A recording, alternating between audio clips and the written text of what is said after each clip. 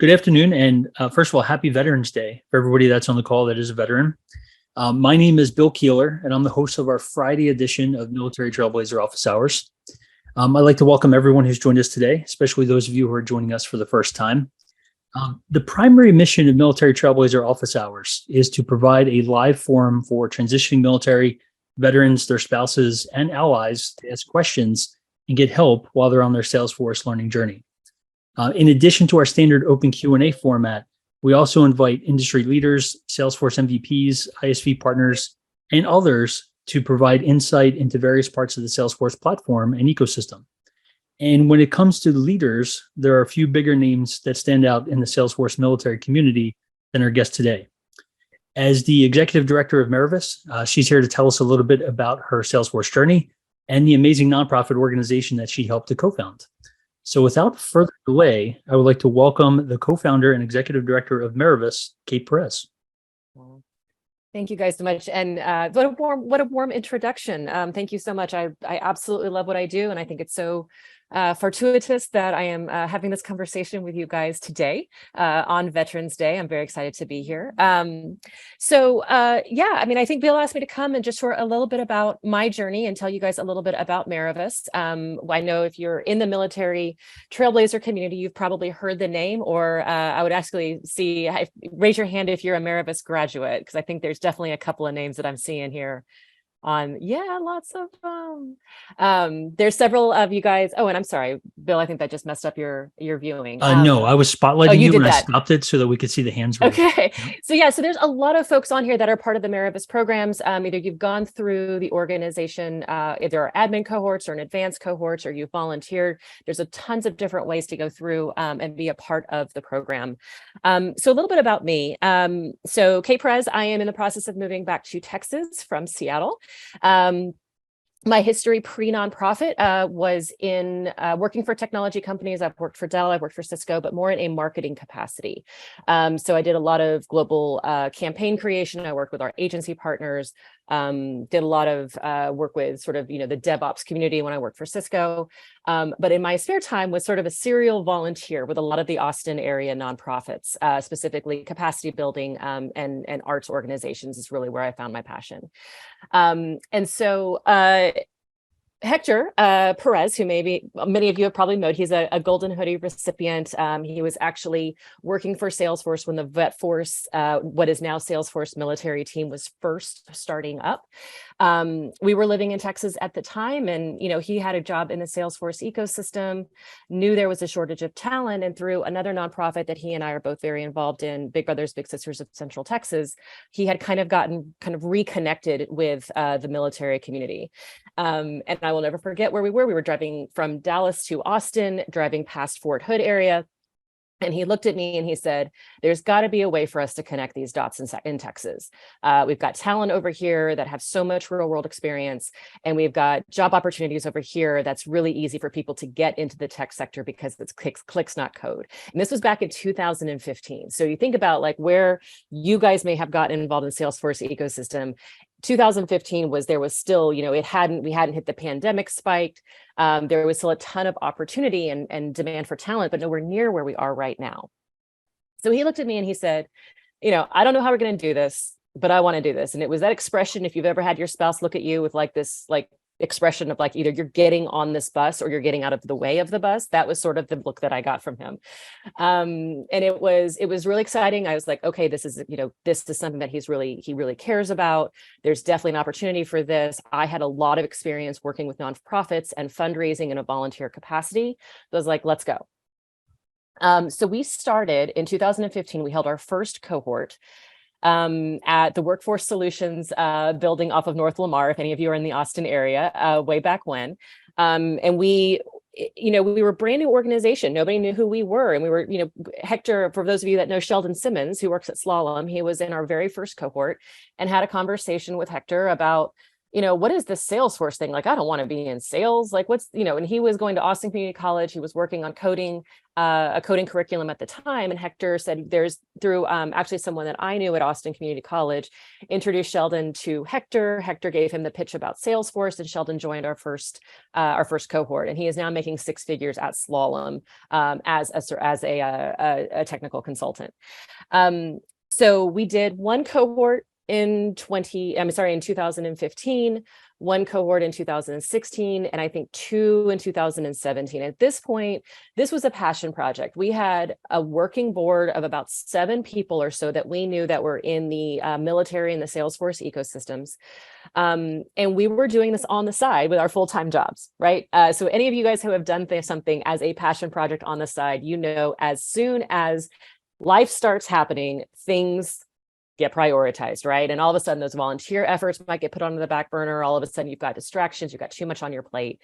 So Salesforce approached us in 2018 and said, we love what you're doing. We love this high touch model, which I'll explain in a little bit, that complements sort of the online training that Salesforce military offers. What do you need to do more of it? And we said, we need staff, because we can't keep this up if we have people who are doing this sort of in the spare time. So Salesforce gratefully gave us a seed grant that allowed us to have our first full-time staff member. That was me. I was doing a lot of the work behind the scenes as well. Hector was very much because Hector was the Air Force, he's an Air Force veteran. He was a medic in the Air Force Base in San Antonio at Lackland Air Force Base. He was very much the figurehead of the organization. Joe Castro, who was I think he was like maybe the 12th certified technical architect in the Salesforce ecosystem way back when. He came on board. He was also brought sort of a more of a developer perspective. He was very much entrenched in sort of the technical aspects of Salesforce. And then me, who was, again, lots of nonprofit experience, building programs, marketing, communications, things like that. We kind of had this little trilogy of skill sets that came together to make Merivis happen. So it made sense that I came on board as our first staff member. We did also in 2018, we did our first advanced certification. So we had people who had gone through our admin cohort and said, we love this model. I want to learn something harder. What can you offer us? So at that point, we worked with Trailhead Academy. We brought in an instructor to talk about, we did a platform app builder cohort.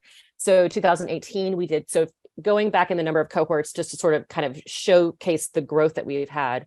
One cohort in 2015, one in 2016, 2 in 17, 3 in 18. In 19, we did 9 cohorts. In 20, we did 17 cohorts. And each cohort is made up of about 18 people. It's a 6-week boot camp. That has a very high touch model. You are paired with mentors, you're paired with coaches, you have demo days every Friday where you have sort of a demonstration by one of our coaches to taking you through a real world scenario and really working in the platform. And then you go into what we call our intensive week. Now, these used to be in person. Back pre-pandemic, we held all of our cohorts in Austin in partnership with National Instruments, who's one of our partners here. And we had one in 2018 in Seattle. So it's a 6-week cohort. Everything is kind of at your own pace with the exception of a couple of meetings. We give you homework, we give you application assignments, we assign trailhead modules because we know how important that ranger status is to you guys. But you go through this curriculum throughout the duration of 6 weeks and prepares you to go sit for your admin certification. On top of that, we layer on job seeker skills. So resume reviews and best practices, interview best practices, and mock interview workshop sessions that we do in partnership with some of our corporate sponsors. We do LinkedIn reviews and best practices for setting up your LinkedIn. So we really want to also not only ensure that you've got the technical skills, but you know how to go pursue those next jobs. So there's been some pretty significant growth in terms of the way that the pandemic has impacted us. Like I said, pre-pandemic, I think 19 we did 9 classes, and a lot of them all of them at that point were in person. Sort of the running joke in my life was that at our annual board retreat in 2020, we were like, well, maybe we'll pilot a virtual cohort. Like, that was an actual conversation we had about piloting this. Little did we know what was right around the corner. And so when the pandemic hit and everything shut down. We pivoted everything to online. So all of our classes now are conducted online on Zoom. We also recognize that sitting in Zoom for 10 hours a day can be very exhausting. It's not, you don't have the energy that you feed off of when you're in an in-person setting. So we spun off. Normally in the in-person scenario, we would have lunch speakers come in. We took all of those speaker sessions, turned them off, and made them public webinars. So not only helping the people in the current cohort, but anyone from the Merivis community or the broader Salesforce community who wants to learn. So we have those webinars that have spun up. We've also introduced a program called Merivis Labs that I think a lot of you all have participated in. And Merivis Labs is an opportunity for you all to practice your skills that you've gained in your admin cert, but doing it in a way that has a business scenario. So we give you essentially a business case. We throw some curveballs at you about halfway through the three-week process. You're working in teams. You have Scrum assignments, so you're definitely taking advantage of true project management and going through the way the experience that is exactly what you would be going through in the event that you were working for an employer. So we do our best to sort of simulate that type of experience because we want you to be able to say, I'm applying for this job. When they say, what kind of experience do, you can talk to Merivis Labs and what that simulation looks like. We recognize that the whole, how do you get your first job if your first job requires you to have experience, but you can't get that experience without the first job. We understand sort of the benefits of that. It's been fantastic to see Hiring Our Heroes sort of solve some of that. But we have programs as well that can help you get real world experience and hands-on training as well.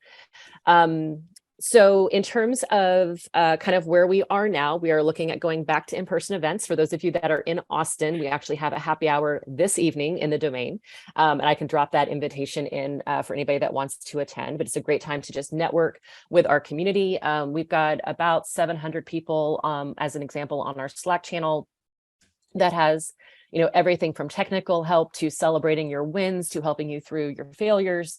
And just really fantastic community support. We recognize that there's so much that you get from that community of the Merivis family that we want to make sure that is that you all have access to that, because that's that aspect of career searching is just as important as I think the soft skills and the technical skills that you build. Having that resilience, having that tribe to back you up and celebrate you when you win is also very important.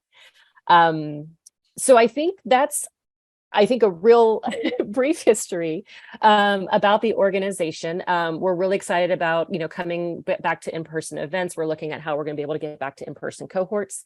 But yeah, I'm happy to open it up to any questions, or Bill, if there's anything else that you want me to particularly dive into, let me know. All right, works better off mute. Yeah, one thing I was hoping that you might be able to cover is just a little bit about your annual campaign and how that money is used and what that, where that goes, that kind of thing. Of course. So Merivis is a 501c3. And while we got some really fantastic seed funding from Salesforce back in 2000, and I'm blanking now, what did I say, 2018. Everybody else do that thing where you're like, was it pre-pandemic? I don't remember what year it was. We are actually entirely funded by donations from the public and from corporate sponsors. So that is where all of our funding goes through. Every year we do a Veterans Day fundraising campaign. This is our 5th one, where we invite our graduates, our supporters, our volunteers, our advocates to join us in a peer-to-peer fundraising campaign. This year, we've actually added a corporate component, which has been really fantastic. We have a lot of companies, Resource Hero is one of them, that have stepped up to the plate and said, we love what you do at Merivis. We want to see you all continue to be successful. Also knowing that we expanded our programs so much during the pandemic, and we're now trying to recover from some of that financial impact that not only us, but many nonprofits and small businesses suffered through the last couple of years. All of that funding that we raise goes towards our program costs, most of which, and I'm happy to talk a little bit about the financial aspect of it. We do not have, because we're virtual, we do not have a lot of overhead. A lot of our overhead is sort of the financial management of the organization, taxes, things like that. The majority of the funding that we have is staff. So many of you all know Amy Harris, who is our programs coordinator. She is responsible for making sure that all of our programs run through seamlessly. So either goes, and I am about 60% programs or so, 60-70%. It sort of fluctuates depending on what time of the year, but I work on programs as well. So everything either goes directly towards the cost of the programs, the tech, the staff, all of that, or it goes towards what we call in the nonprofit world cost of fundraising, which is my efforts to then go raise more money to fund the program. So ultimately, it all comes back to programs. We pride ourselves on being a very lean organization, and recognizing that we want to see as many of your dollars goes towards the actual cohorts, webinars, Merivis labs, all of those different things. We try really hard to keep our costs down as much as possible so that the majority of it goes towards helping other people in their careers. Nice. No, I appreciate you mentioning that. And as you did mention, Resource Hero is a sponsor this year. And Yep. I realize now all the effort that I put into figuring out how to put a Zoom little filter on here. Jade, you're absolutely right. I could just put a link in the chat. So maybe all that time is lost, but you should be able to scan that QR code. I figured two things out today, filters and QR codes. But Resource Hero, we're a sponsor. Our goal is to raise up to $10,000, at least $10,000 in the month of November. And we will be matching donations up to a total of $5,000 as well. So if anybody donates, we'll be matching those donations. So we'd really appreciate the help and, trying to help Merivis and help us reach our goal. So with that, I'm going to remove my spotlight, remove my QR code that I was very proud of before realizing. And I can answer. There's a couple of questions here in the chat window that I can talk to. Yeah, John, I like that you're sustaining. Yes, sustaining givers make a huge difference. One-time donations, we absolutely are very grateful for those. Sustaining donations actually really help us with forecasting the revenue that we have coming in and what we need to be doing to support our programs. So Mary Ellen, you had asked if Merivis is complementary to Salesforce military training or instead of. So it's kind of tricky. We overlap in a couple of areas. Where what you do with Salesforce military is much more sort of at your own speed. It's very kind of, and it's on demand. We go through that kind of as a group, and then the Admin 201 training that you have access to go through with your voucher at the end of your Salesforce military curriculum is the same Admin 201 training that we do, but we do it as a group of veterans. So every person that is in a Merivis cohort is a veteran, is a military spouse. So they are complementary. A lot of people go through Salesforce military, they'll get all of the homework done and they'll be like, well, I want to do the 201 class with Merivis because I want to be connected to the coaches and the mentors. And if that's the case, sometimes you come in with a little bit more of your homework done than somebody else. And that's not a problem to have. We actually encourage you because we tie. So sorry about that. We actually tie in the homework to a lot of what you're doing with Trailhead. So a lot of people will go through that homework again just to get the extra practice, but also because it keeps them on the same path with the rest of the people in their cohort. And that aligns with demo days, it aligns with the homework assignments that we give you, the application questions that we give you and things like that. So Marilyn, hopefully that helps. There's definitely some overlap, but there's a lot of sort of shared resources between the two as well. Okay, one question. You mentioned that the cohorts, the folks that are going through the cohort are specifically veterans, military spouses. Mm-hmm. If there are folks that are not veterans or not military spouses, but they still want to help, is there any way for them to get involved and help the folks that are going through the cohorts? Yes. So if you are a civilian, we absolutely recognize you as an ally to the veteran community and the military community. You have the opportunity to, one, attend any of our public events like our webinars. That's always an easy thing to jump into. But if you want to volunteer and share your experience with people who are just entering the ecosystem, that's a really fantastic way to jump in. Many of our volunteers, many of our board members, many of our alumni, our sponsors are and our donors are civilians. So there's a lot of opportunity for you guys to give back to the military community without being a veteran or a military spouse yourself. So if you're interested in volunteering with Merivis, that does sort of plug you into the community as well, even though you're not necessarily have access to some of the more specific programs that we offer. But if that's the case, I can drop a volunteer link in, or I think I love that everybody's jumping in with their campaign. This is what a peer-to-peer campaign looks like, guys. This is where you have donation pages coming at you from every direction. Remind me to turn the chat off next time, just so I can post mine or nobody else's, right?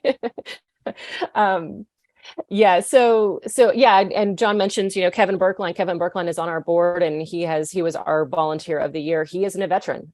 He's a civilian. He worked at USAA. He's been very passionate about the military community. But he recognizes that you can give back without necessarily being a veteran yourself. So any other Awesome. questions for me? There was one question that we were chatting about. I see somebody mentioned this. John, I think, mentioned this. The coaching. Mhm. While folks are going through the classes, how exactly does that coaching work? So there's two different ways to do it. So Merivis offers not only admin certifications, which is sort of your first pass into the Salesforce ecosystem. We also offer advanced certifications. So if you already have your admin cert and you're like, hey, I really wish I had done this through Merivis, don't worry, you can come back and get an advanced certification through Merivis. The schedule is a little bit more tricky because it's not as consistent. We offer admin about once a quarter or so. The advanced classes, because there's so many of them, it's sort of like hey, Kate, what's coming up on the radar? I'm going to wait and I'm going to do Marketing Cloud with Merivis. Or I'll say, hey, we don't have a Marketing Cloud cohort scheduled for this year. Go on and do it on your own. This year, as an example, we did a pilot Slack cohort. We did CPQ for the first time, Field Service Lightning we've done in the past, Marketing Cloud, Pardot. There's a whole lot of advanced certificate platform app builder. We just launched our last platform app builder for the year. We do some Sales Cloud and Service Cloud, but because those are very short classes, we don't offer those as part of our formal curriculum necessarily, but we have a lot of study groups and people that are working towards that as a group. So in terms of the coaching, if you're an admin, you're paired one-on-one with a mentor. So the mentor, for context, it used to be you were paired one-on-one with a coach. But as many of you guys know, sometimes you can get paired up with a mentor who it has been 10 years since they were a newcomer to the Salesforce ecosystem, and the ecosystem has changed quite a bit. So we shifted our programs to where you're now paired with a mentor, and those mentors are people that have gone through the Merivis program, usually in the past year and a half, maybe 2 years. So they're very new to the ecosystem. Coaches are more of a technical expertise. So consider them like a subject matter expert, so to speak. And those are usually in a 4-to-1 ratio for the admin cohort. Now, for the advanced cohorts, those are a little bit different. You do not have a mentor because you're already established in the ecosystem, but we do have subject matter experts. It's group coaching, though, for a couple of reasons. So we have usually anywhere between 4 to 8 coaches or so. So it's still like a 2-to-1 ratio. But the idea is that if you're trying to get specialized in a subject matter, we want you to be able to network with as many of those people who are already in that area as possible. So we don't want you to necessarily have a coach that's one-on-one. We want you to have access to all 8 coaches that we have if you're trying to expand your career in the Marketing Cloud sector, as an example. And it's a little bit more informal. So whereas at the admin cohort, there's a ratio, and you have squads where you've got like your study group of people that are going through the cohort together. It's a little bit more open in the advanced certifications, again, because we assume you've kind of already got your sea legs, so to speak. We're not going to have things quite as structured in terms of the coaching, because we already know that you're a self-starter. We already know that you've got an established career path. So it's really about kind of helping you advance that in a way that allows you to also take the initiative in a lot of ways. Yes, and yeah, David mentioned there a lot of the coaches stay in touch, and the mentors stay in touch with their program participants when they go through. So, I gotcha. So let's open it up. Any questions for Kate that anyone would like to get answered? I put this in the chat, but I think that it's definitely worth noting. Merivets definitely identify as Merivets, and there's definitely a community. I don't know if it's officially a community or not, but when you see 2 Merivets run into each other, they always share their experience. And was that by design, and was that planned, or did that just happen organically? It happened organically. The community that we have, I mean, for those of you on the call, I mean, you probably understand that the military by definition is a very strong community. You have a very strong affiliation with other individuals that have gone through that same experience. And it kind of carried over into Merivis. When we were doing only a couple of cohorts a year, there wasn't a lot of sort of that that overlap. Now that we're doing so many, these, graduates run into each other at happy hours or at Dreamforce or at Trailhead DX or at, Dreaming conferences and all those different things. And, you can see Bill and I both have our Merivis shirts on. That's, obviously a great way. You're like, oh, you went through Merivis. When did you go through it? Was this person your instructor or was this person your coach? And they get to kind of have that. I mean, it's like a family reunion. Actually, that's I should mention when we were doing in-person cohorts on Thursday night, we always had what we call a Merivis mixer, which is an opportunity for us to pull in the local user groups, the coaches, everyone who's sort of the local hiring managers, to welcome in the program participants that are on site in Austin that week. And I think the ones that we had before the pandemic were, pushing 100 people, which is a fantastic turnout. But we had a sponsor for that event one time come up to me and she said, I thought you said this was a networking event. This is like a family reunion. And it was like one of the biggest compliments I could have ever received, because it was very much a wonderful statement that exemplified the culture that we've sort of organically built simply by the people that we have going through our programs and the volunteers that we have helping with our programs. So it is not, I would call it an official community. We call it the Merivis community. But yeah, it was never set up for that to be such a big part of the organization, but it definitely has become that. And one of the things that we're very, very grateful for and really value. So Jeff, hopefully that answered your question. Absolutely. And congratulations for that as well. Thank you. Very proud. Hey, Kate, one question that came up from that in the chat here. Mm-hmm. Is Merivis specifically for U.S.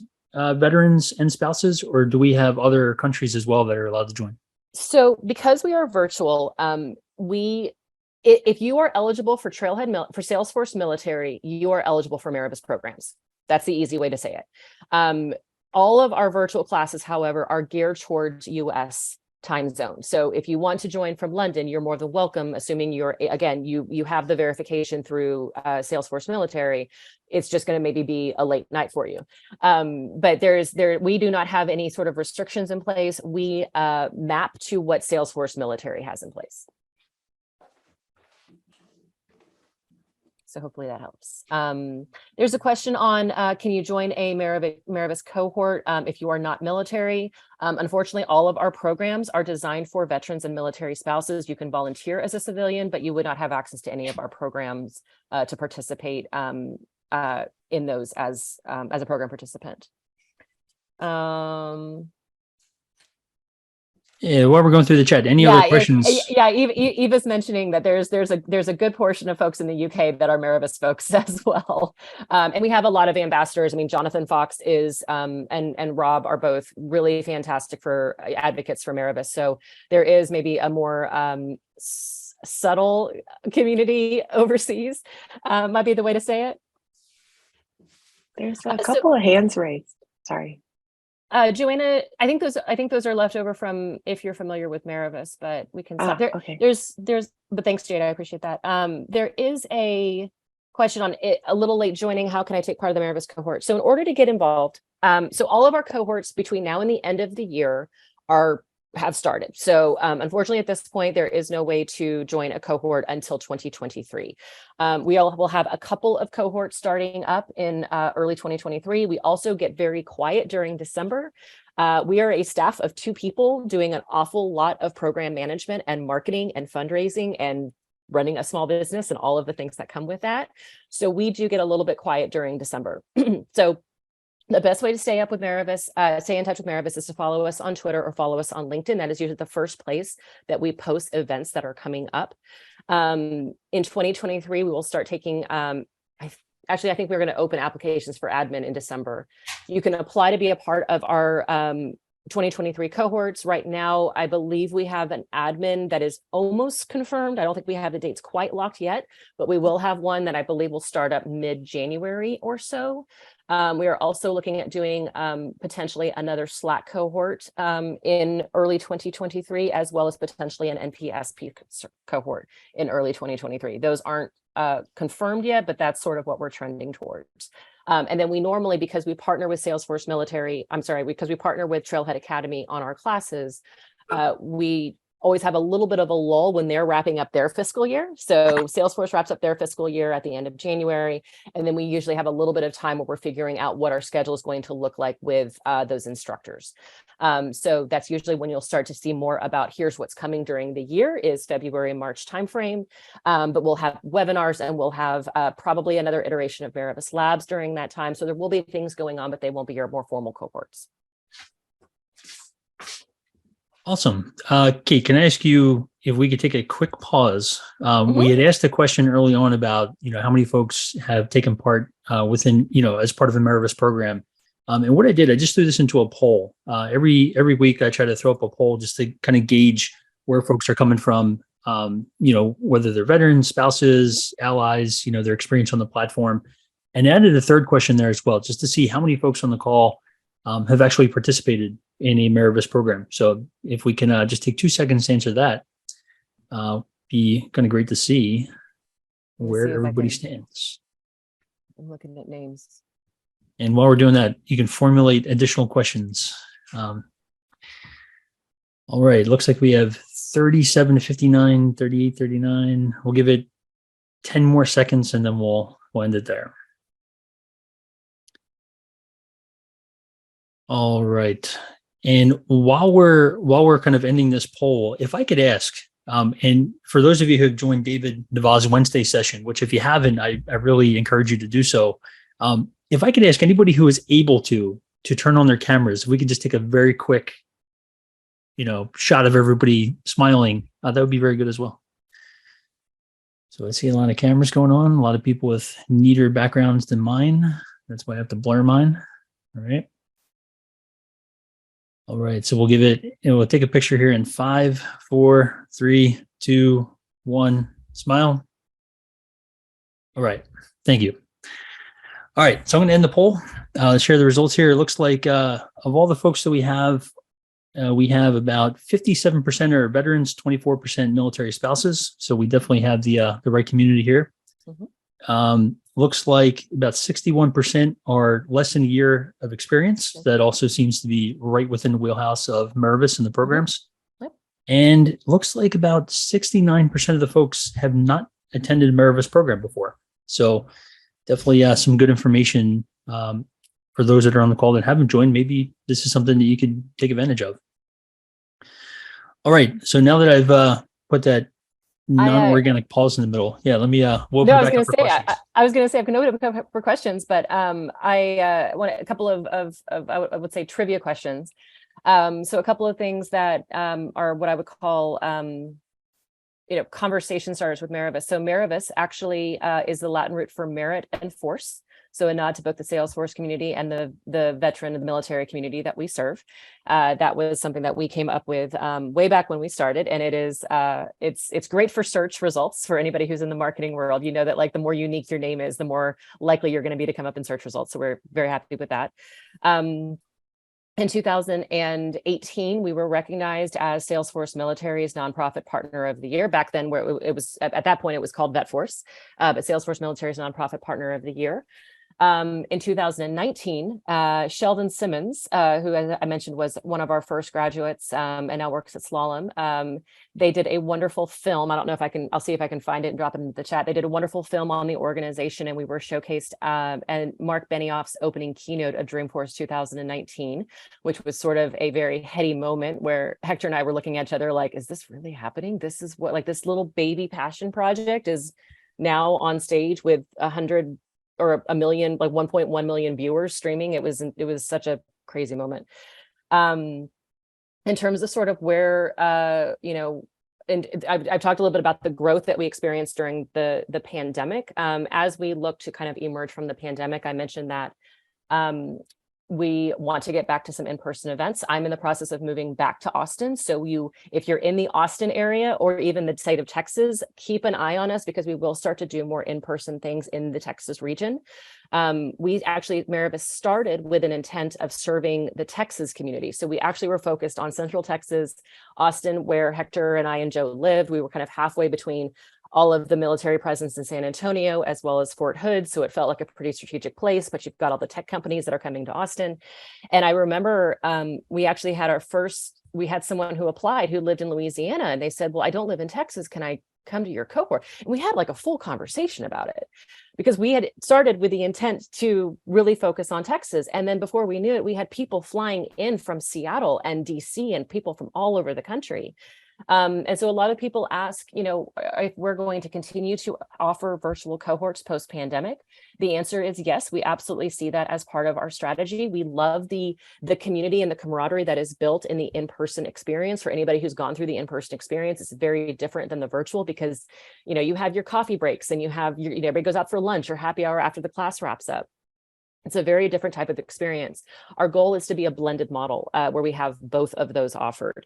Again, kind of starting to kind of put down those roots post-pandemic in Texas, where we are headquartered.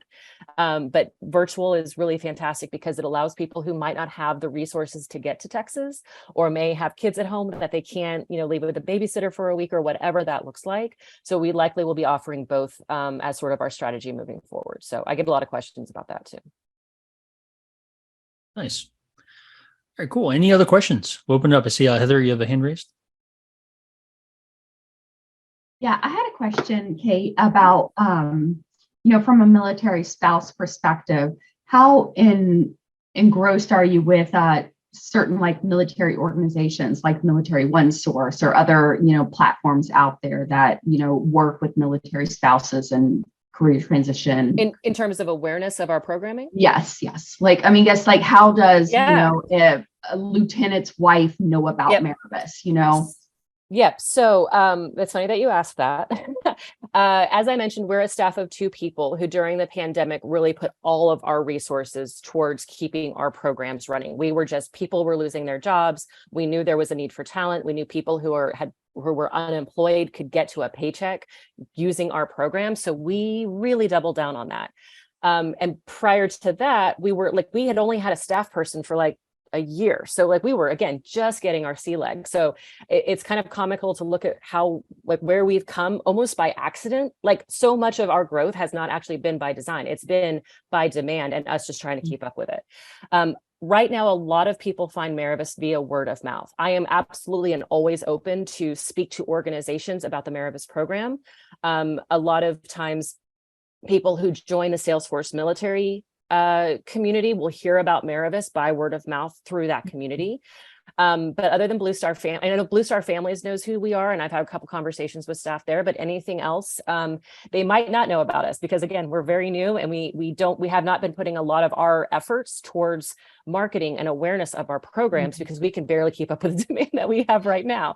But again, a lot of that we hope to sort of reevaluate as we move forward outside of the pandemic and get out of that reactive mode to where we're getting a little bit more intentional about our partnerships. So if there's any ideas that you have there, I'm always willing to hear it. Thank you. Other questions? Yeah, kind of that point, Kate, about if folks have feedback, what is the best way to reach out with questions or feedback? Like, what's the best way for them to get that to you? To me, the best thing to do is to wait until December when our November fundraising campaign's over, if I'm being completely honest. The best way to reach out to me is I'll drop my email into the chat window. Just send me an email and let me know if it's a question that I can answer over email. You'll probably get a faster response from me. But if it's something that you want to jump on a call or introduce me to either someone who's interested in sponsoring our programs or getting more involved in our programs from a support perspective, just let me know. That's my email address right there. And I'll go grab my LinkedIn as well. If you want to connect with me, that's another great place. I share a lot of our information on my own personal LinkedIn page. But yeah, I'm always open to feedback. Like I said, we're a youngin group. I'm also happy to talk about sort of if anybody's interested in the nonprofit sector. I've got a lot of experience there, whether I liked it or not, as well as sort of the marketing aspect of things. We, my career previous to Merivis and nonprofit management was in traditional marketing orgs for large tech companies. So I'm happy to, share or have conversations with anyone who's looking to learn more about anything that I have to offer. I just want to see people be successful. Awesome. I did see one question in the chat, and I think maybe I can take this one. So the question was essentially, are most people in these calls already working for Salesforce or orgs that use Salesforce? And I would say probably yes. Most of them are, either, already working within the Salesforce ecosystem, but probably not too. I mean, there's a lot of folks, the whole point of these calls are for transitioning military veterans, military spouses, allies, folks that are just getting their feet wet in Salesforce. Maybe they just started going through some trailhead badges. They have zero experience. Maybe they don't even have a, hands-on on a live production org yet. So Rick, to answer your question, everybody is welcome here. And on our standard open Q&A calls we have every Friday at 12 o'clock Eastern, it's really just, if you have any questions, no matter how simple you think the question is, this is the forum for it. So yeah, I would say that this is really geared towards specifically for those that are very, very new to the Salesforce ecosystem. Yeah, so a couple of other questions that jumped into the chat. I'm going to try to catch them all, but feel free to redrop it if I haven't. Leslie, would love an introduction. If you can send me an email, that'd be fantastic. Any chance of Merivis adding more certification paths? Yes, stay tuned. Sorry, that was a super cryptic answer. Yes, absolutely. We want to ensure that whatever the market is looking for in terms of certifications, that we are providing that. It's an interesting conversation on the Merivis side because we truly serve two customers, right? We serve the veterans and the military spouses that go through our program, ensuring that they have resources, that they have a community, that they have training, that they have all of those things to help them be successful. But we also have a customer in the hiring managers, right?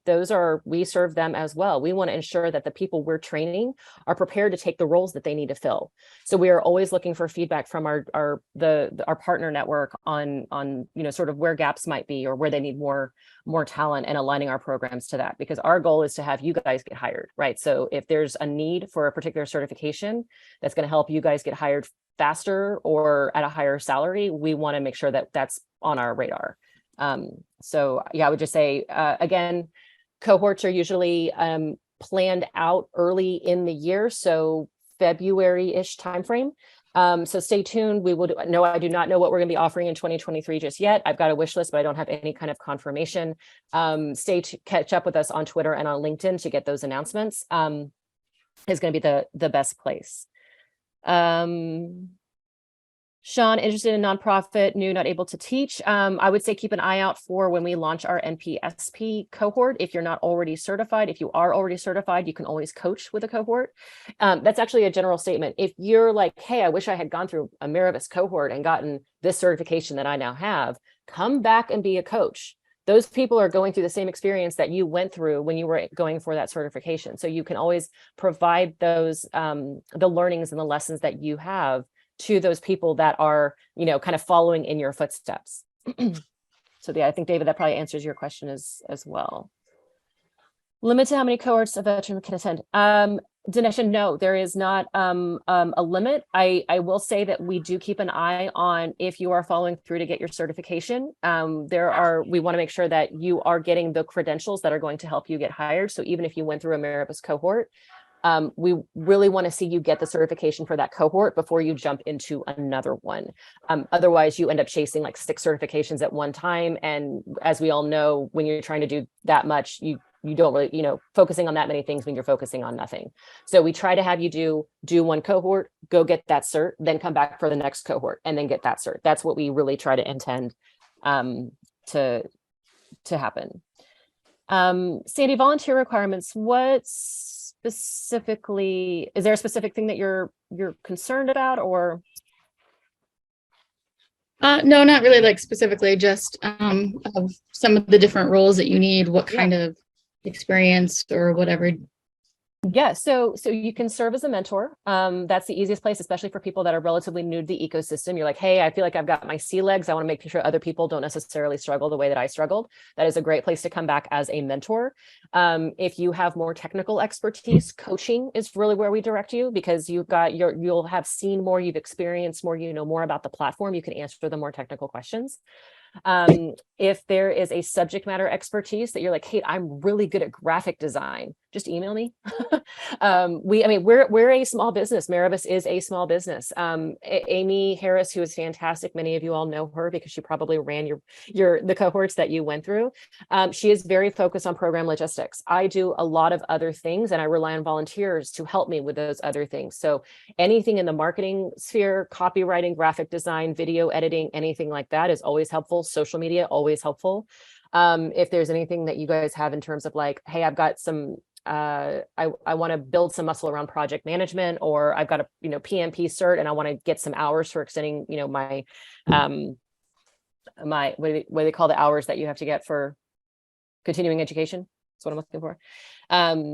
It's kind of up to you. Again, small business, there's a lot of different functional areas that we have gaps in just because we're such a small staff. And you can, if there's something, if you're like, hey, I really want to do something and build the skill set, just send me an email and let me know what you have in mind.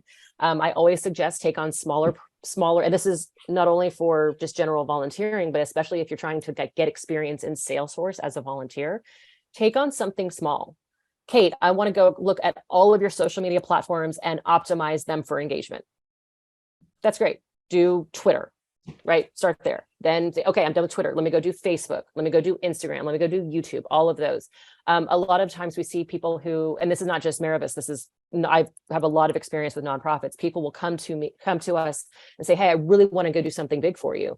And then life happens, right? And you end up leaving the nonprofit in almost a worse state than you found them in because you got something started and then couldn't complete it. So I always say take on small things. If you're like, hey, I really want to volunteer with a nonprofit to develop some admin certification skill sets, go build one report.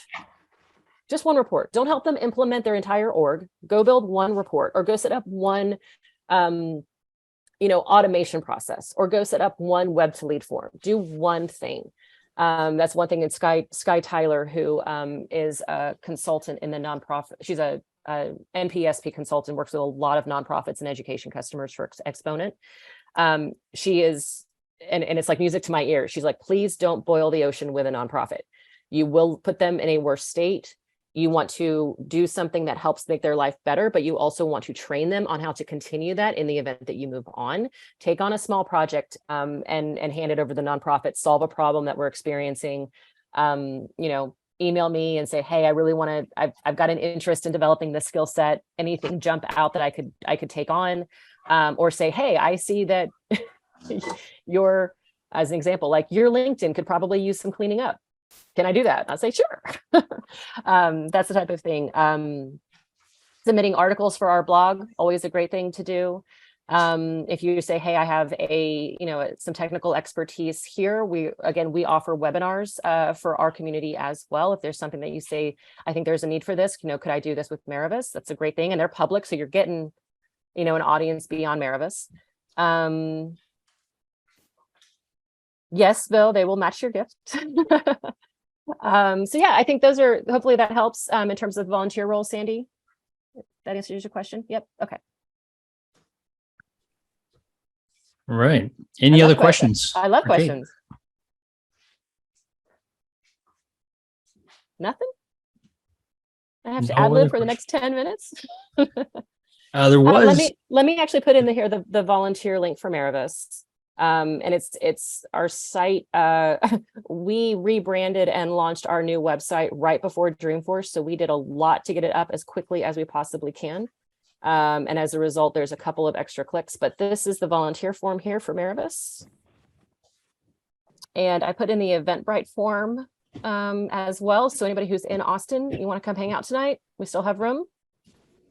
I wish. We moved the party inside because of the winter-like weather coming through. What is winter-like weather in Texas? Is it like getting down below like 70? Like I know, right? It is tonight. I think it's supposed to drop into the 40s. I mean, it's a full-on cold front coming through. Yeah, the low Saturday is 38, and the low Sunday is 35. How about that? That is winter cool. weather by Texas standards. Yeah. What time do the cohorts run? So Sheila, the cohorts, we offer a couple of things during, so like webinars are during the days, demo days are during the workday. Homework, you don't have to do anything during the day except during that intensive week. That intensive week is like 9 to 5 p.m. Full day classroom style online training. So that's if you have a day job, you do need to make sure that you have the ability to either take PTO or take some educational hours. A lot of times people will offer you like learning hours that you can take similar to PTO. But you do need to ensure that your day job is shut down. Speaking from experience, I have multitasked in many cohorts. You cannot do your day job over here on this laptop and do a Merivis training cohort on this laptop. People have tried it. It doesn't work. You will get very, very behind and you will not catch up. So I really, there has to be a committed time during that intensive week, but otherwise it's very flexible. Programs, academic, technical prerequisites. No, Jason, we do not.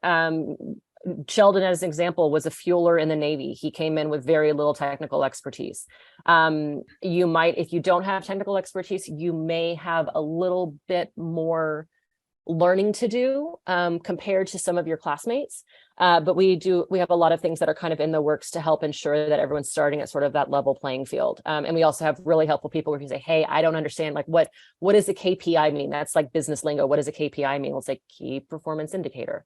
So don't be afraid to ask questions. Everybody is coming from different places. How common are super badges for Salesforce users, and do people work directly with Salesforce complete them frequently? Super badges are a fantastic credential to complement your certification. Highly recommend them. Merivis actually works them into many of our cohorts as well. So if you go through our Einstein or what's now called Tableau CRM cohort, we work in the Discovery Super Badge as a part of that, because that not only gets you more hands-on experience, that also gets you something else to talk about in those interviews and gets you more credentialed. And we're a big fan of that. Drinking from the fire hose. Yes, we do refer to that as the fire hose week. So what John mentioned in the chat of the drinking from the fire hose in the intensive week, it's fast, it's intense. There are people who like, oh, I'm going to schedule my certification on the Saturday morning after the in-person cohort. And we're like, no, your brain is mush by the time Friday comes around. Give yourself a couple of days to let it all simmer in and then go take your certification. It is one of the most intense learning experiences I've ever had, and I went through like grad school, and it's very, very intense. You are doing a lot. Your brain is on the entire day from 9 to 5. So it is an intense thing. So, Kate, one question: the between something like the initial Salesforce admin cohort and something like the advanced admin or marketing cloud or some of these more advanced type courses, do they all have the same structure? Is it the same number of weeks and the same 1 week intensive, or does it vary depending on the course? So admin and advanced have different structures in the mentors and the coaching that I referenced. But even beyond that, depending on the lift of that cohort, they may be different weeks. So like Einstein, for example, I think Einstein's 8 weeks. It's a very, very heavy lift. Other things like Pardot may be 5 weeks. So the structure is very similar, but the length of the total cohort and the length of the intensive week. So like Pardot is a 3-day class, Einstein's a 5-day class. So those sorts of things sort of change a little bit depending on what the certification is. The best thing to do is we usually have all of those dates. When we start taking applications, we will say the cohort starts this date, ends this date, and the intensive week are these dates so that you can plan accordingly. We have a lot of people who as well, life can be really challenging sometimes, and we want to make sure that you've got support from your kids and support from your spouse potentially to say, hey, this is going to be a crazy couple of weeks, and this 1 week is going to be extra crazy. I need some support from the family to ensure that I can really give this the attention that it needs. When we find people try to multitask in the Merivis cohorts, especially that intensive week, you are setting yourself up to miss things, and then you get behind, and then you get frustrated, and then that just sort of snowballs. So we really want to make sure that we're starting all of you guys off on a really, really good foot. Right. Other questions? All right, so we got about 4 minutes left. Any other questions? Heather, I see you raised the hand. Yeah, I just thought of something, Kate, just because I'm kind of a numbers gal sometimes. What when somebody goes through a cohort, like an admin cohort, what is the success rate of passing that certification, So post cohort? Do you it have any numbers on that? We don't, because we rely on people to send us that information. So it's a little bit tricky. People go get their cert and they won't tell us. Like the number of times I know that people get past their cert because I see it on Twitter before we've even heard it from them is almost kind of comical. We also have people who will go through the cohort, life happens, and they'll pick it up a year later. So it's sort of challenging to like put numbers to that.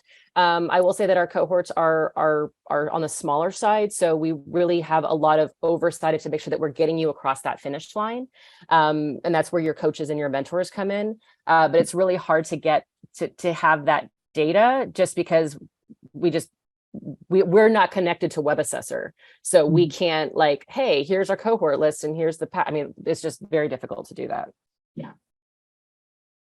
In a perfect world, so I'm a data person too. I would love to have all that. All right. Any last questions before we wrap things up for this week? So I'll say this, go follow us on Twitter, go follow us on LinkedIn. You can just look us up. Merivis or Merivis Vets is usually like sort of the name on all of our social media handles is Merivis Vets. Come find me as well if you want to keep up, because I'm obviously, really amplifying a lot of what's happening with Merivis as well. If you have any specific questions, again, my email address is in that chat window. Do not be concerned if you don't hear from me until the end of November, because we are in like full-blown fundraising gear right now. And my inbox looks like a complete disaster. But just, follow up with me and say, hey, at some point in December, I'd love to, follow up with you and grab some time to talk about this type of volunteer opportunity, or I'd love to learn more about how we might partner with you for this type of training or this type of program. Anything like that. I'm always open to talking about that, just not in the month of November. Hey, Bill, do you have your donation link available? You Oh want to yeah, share that in the chat? Yeah, let me see if I can dig it Yeah. up. I'll throw it in the chat right now. Thank you for reminding me about that, Jeff. Mhm. I'll put it there. Yes, So and thank you very much. And we have a lot of people on this call that are fundraising on our behalf. Thank you, Bill, for Resource Hero and your match to donations. Everyone who has given dollars, everyone who is raising dollars, everyone who's spreading the word across their social media networks or out to the employees of the companies they work for. Every one of those dollars helps us train one more person down the line. So I'm really grateful for all of the support. This is our biggest fundraising effort during the entire year. Just for perspective, this is our big push for donations. So we really appreciate that. You can also tie it into Giving Tuesday, which is I think November 29th to 30th, one of those. It's always really nice when Giving Tuesday falls in November. It makes my life much easier in terms of communications. But I just want to thank you very much for having me, and great to see so many of our volunteers and our graduates on the call. And thank you for all of your donations, guys. I really am grateful for it. well, with that, Kate, I want to thank you for joining us. If anybody has any additional questions, Kate mentioned on how you can reach out to her. You can always And I reach can out hang- to the Military Trailblazer Office Hours community on LinkedIn as well. And I appreciate everybody joining. Hope everybody has a great Veterans Day and a great weekend, and we'll catch up next week. And thank you all for your service. We're grateful for it. Thanks all.